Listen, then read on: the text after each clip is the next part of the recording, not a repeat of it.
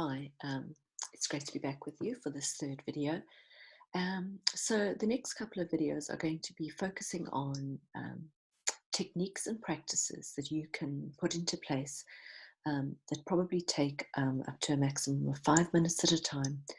And all of these are designed to help you just refocus, particularly calm down any aspects of elevated breathing or feeling stressed and particularly pressured. Because they're about engaging the brain in different ways of thinking. So the two types of thinking that I'm going to talk about in these videos are what is known as aesthetic thinking and emergent thinking. And today I'm going to start by talking about aesthetic thinking. And aesthetic obviously has to do with the word aesthete and the appreciation of beauty. So aesthetic thinking is about focusing in on detail, and in particular, detail that doesn't have anything to do with your place of work. So perhaps the best way to explain this is to think of an example, and this exercise is called change one thing. So I'm sure many of you have seen lots of videos and TV programs about changing people's design interiors, from the original Linda Barker changing rooms right up to the current day. And how aesthetic thinking can actually help you to manage stress is by focusing on one thing outside of the environment in which you're in. So say, for example, you were to imagine a room in your house that you wanted to redecorate. If you started thinking about every single aspect of that room that you wanted to change, it's quite likely that you might feel overwhelmed with all the choices and in actual fact not be able to come to a decision on any one.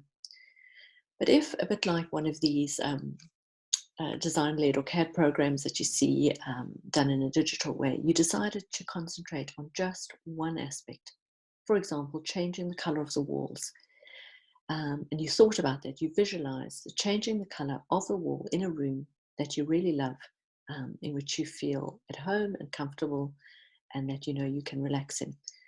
And all you do is focus on thinking about what the change to the rest of the room would be, to your mood, to your experience in your room, the appreciation of that room, if you were to change just one color.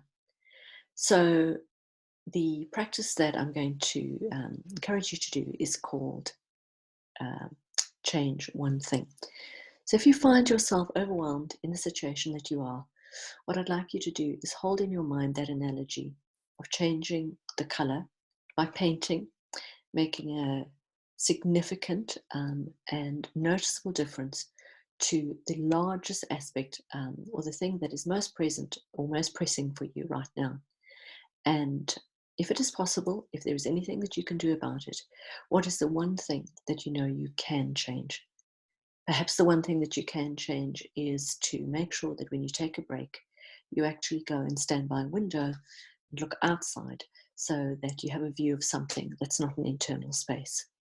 Perhaps the one thing that you can change is to take your favorite cup and go and sit down at the same table every time and actually put your hands around the cup, feel the warmth that's radiating through from the liquid, and actually just use that to focus in on that one thing.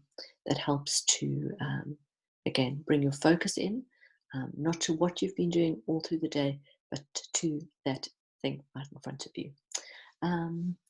And the reason that